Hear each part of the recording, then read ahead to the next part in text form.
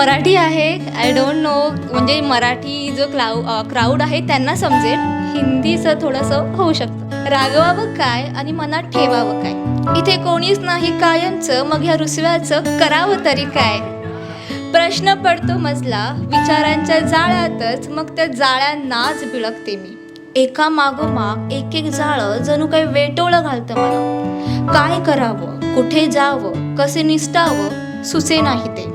ही वेळ ही कशी लवकर निसटून जाते.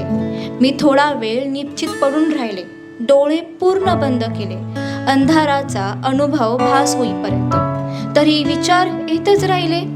मग त्या विचारांबरोबर गुंतून राहण्यास मी पसंत केलं. त्या अंधारात शरीर इथेच होतं, पण मन थाऱ्यावर नव्हतं. ते विचार आणि त्यांच्याबरोबर मी चालत होते, पुढे पुढे जात होते. मग पायाला कसला तरी मऊ स्पर्श झाला. नजर खाली गेली. ती मऊ वाळू होती. ती वाळू जेवढी शक्य होईल तेवढी मुठीत घेतली. सहजच जुन्या विचारांची जागा नवीन विचारांनी घेण्यास सुरुवात केली. जणू ते काही मला सांगत होते. माझ्या हतबल झालेल्या मनाला त्यांचा आधार वाटला. मी ऐकत राहिले. तुझी अवस्था अगदी त्या मुठीतल्या वाळूप्रमाणे झाली आहे. कितीही मूठ आवडली तरी कुठून तरी ती वाट काढतेच. मग पुन्हा विचार येतो, आपलं आयुष्यही असंच त्या मुठीतल्या वाळूप्रमाणे आहे ना. ती मूठ म्हणजे आपण आणि आयुष्य म्हणजे ती वाळू. हळूहळू ती वाळू पूर्णतः निसटून खाली पडते.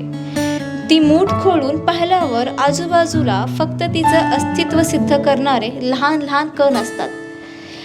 ती व्यक्ती, त्या व्यक्तीचं आपल्या आयुष्यात एक अस्तित्व होतं. ते लहान कण म्हणजे तेच जे त्या अस्तित्वाची जाणीव करून देतात.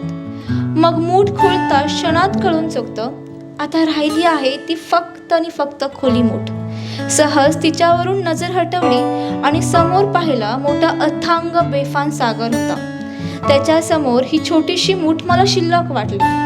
किती मोठं आहे ना सर्व, अगदी एवढंसं जग नाही आहे आणि नाही ते आयुष्य.